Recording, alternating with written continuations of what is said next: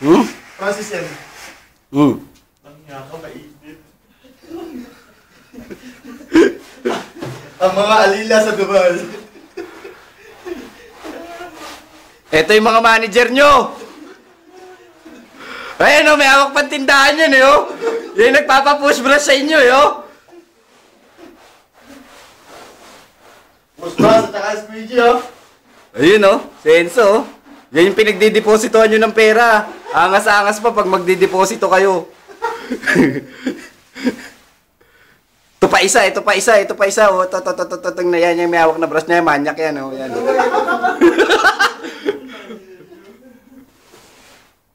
Yung puti, nadali na, hindi pa. Hindi pa nadali.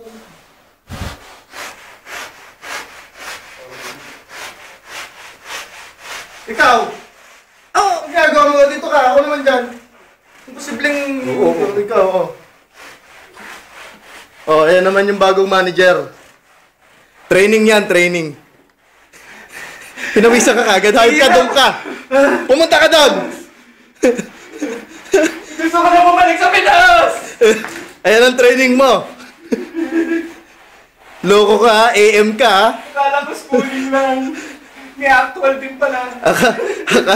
Akala mo ha, AM ka, hindi ka paglililisin. Ulol!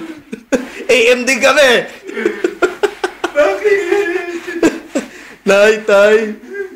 Sundin niyo ako sa Dubai. Sundin niyo na ako! Magkano yan? 5,000 na naman ah. Pero pumasayo nga! Daming bulbul. Kaya nga yun ang pinili na yan sa yung dulo eh. Dito sila nagkakamot sa kabilang dulo.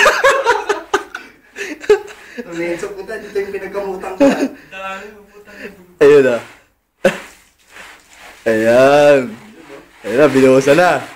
Hala. Ito yung may hawak na city center oh. Ayan. Si Randy nga pala, nagtitraining yan sa greens. Eh, hindi nagpo-post-brush sa greens yan eh. Kaya dito, post-brush siya. Ito pinag-push-push nila ako. Squeegee ka, loko. Ayaw nga akong paghawakin ni Madam ng basahan. Nagagalit. May isang gawin, pupunas ako ng table, Randy. Why are you cleaning? Ma'am, just waiting for the time start close. Parang bitaw mo eh, bitaw mo. Bigyan mo yun sa ano. Sige lang. Tuloy-tuloy lang ang paglilinis mga kapatid.